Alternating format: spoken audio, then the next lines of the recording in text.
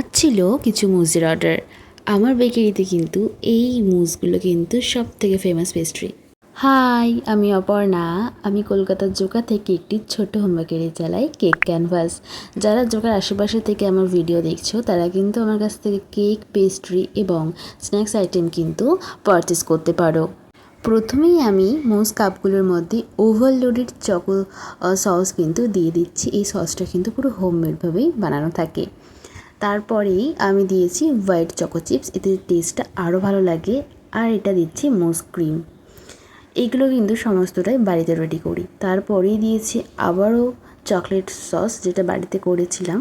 তারপরে আবারও white chocolate দিয়ে হোয়াইট একটি ক্রিম দিচ্ছি। তার উপরেই আমি দিয়েছিলাম চকো চিপস।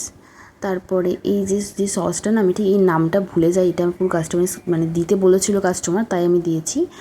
তারপরে ওপরটা আমি একটু সুন্দর করে সাজিয়ে নিচ্ছি যাতে দেখতে একটু ভালো লাগে। দেখো, সমস্ত কিছু দেখতে ভালো না লাগলে খাওয়াতেও ঠিক ভক্তি আসে না।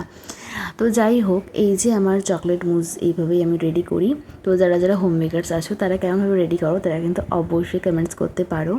আর এই চকলেট মুজগুলো কিন্তু খুবই অ্যাফোর্ডেবল প্রাইসে আমি রেখেছি, মাত্র 47 আমি রেখেছি এই প্রাইসগুলো। এর মানে এত লো প্রাইস, মানে প্রাইসে আমার মনে হয় না যে এগুলো হয়, বাট আমি তাও রেখেছি শুধুমাত্র তোমরা যাতে টেস্ট করতে পারো।